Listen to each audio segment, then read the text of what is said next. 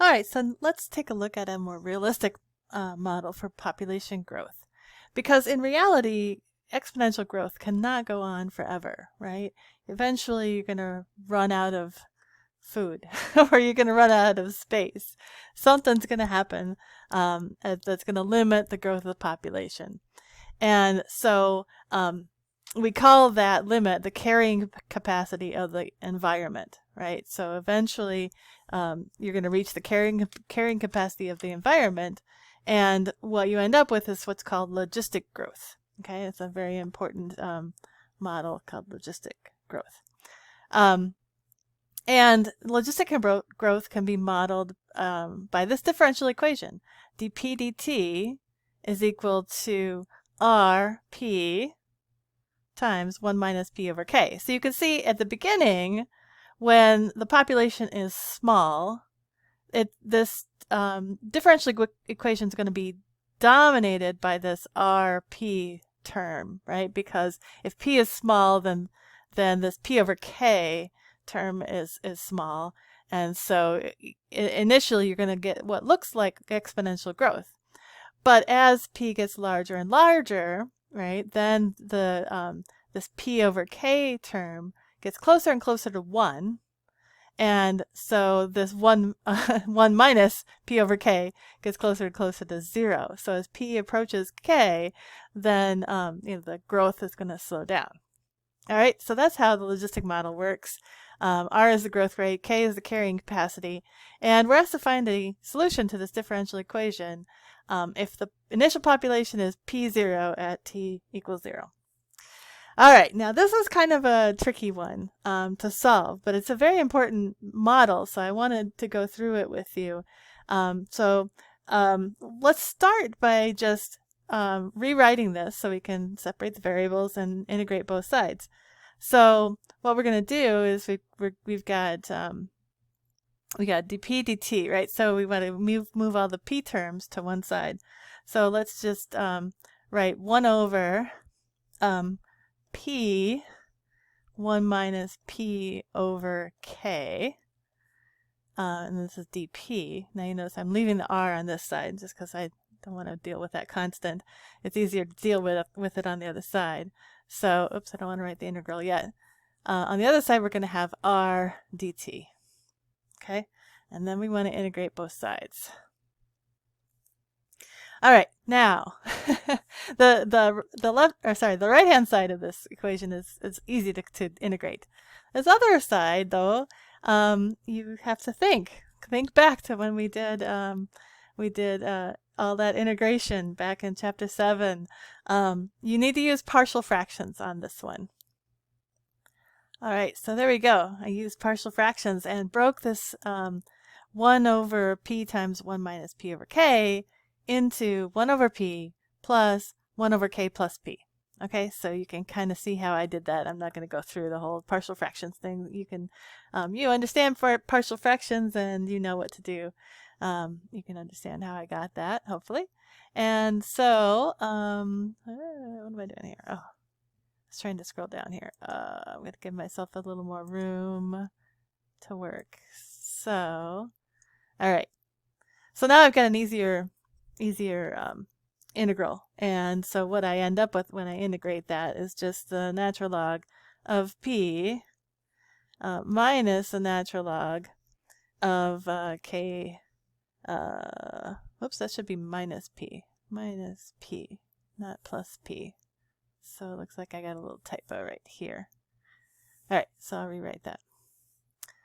Oops, come on, minus p. Okay, what? It's k minus p. All right, k minus p, right? All right, that's what it should be. All right, so I've got the natural log of p minus the natural log of k minus p, which using the properties of logarithms, I can write that as p over k minus p.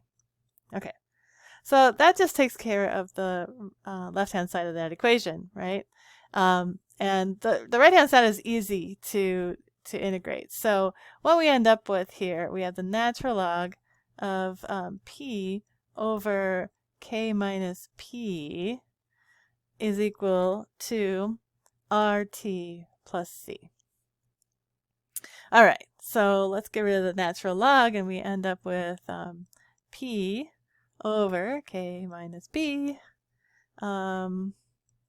is equal to, and I'm just going to skip a step here. We'll write this as e to the C, e to the RT. You've seen this before, which then I can rewrite this as being P over K minus P is equal to A E.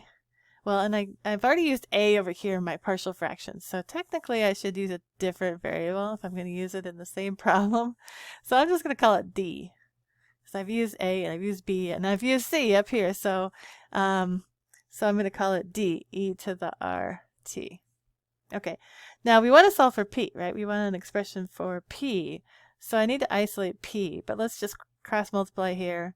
We're going to get P is equal to K d e to the RT minus P d e to the RT. Okay, and then let's move the P terms out to the other side. So I get P plus P d e to the RT is equal to K d e to the RT. All right, we can factor out the P and then divide both sides. So we end up with P is equal to K d e to the RT all over 1 plus d e to the RT. Now, typically when you see this logistic equation, it's written in a little bit different way. So what I'm going to do is I'm going to divide the top and bottom by d e to the RT.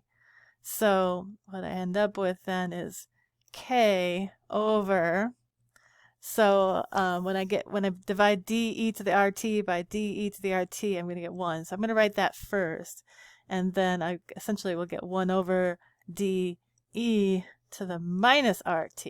Okay, that's a little more like you usually see the logistic equation written, and I suppose maybe it's just because then you only have one e to the RT thing.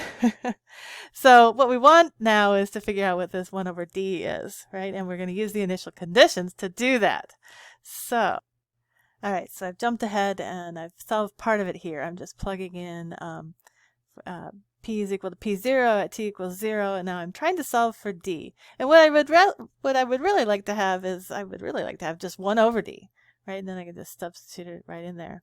So I'm going to scroll down here. I've solved it part way, and now let's move all of the, we get p0 over d is equal to k minus p0, and then we can divide both sides by p0. So we get 1 over d is equal to k minus p0 all over p0. All right, so there we've solved for 1 over d, which is actually what we want. That's what we have right here.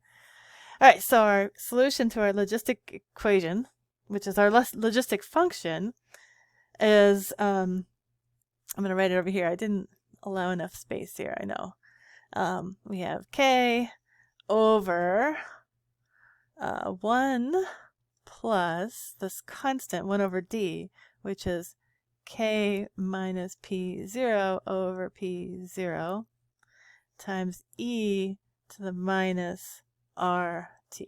Okay, that is the solution to the logistic equation, and we call this the logistic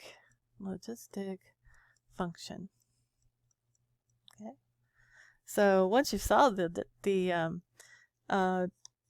logistic equation and you have this logistic function, you can just use it, right? So if you know the carrying capacity, you know the initial population, and you know the population growth rate, then you have it. So that's the logistic equation.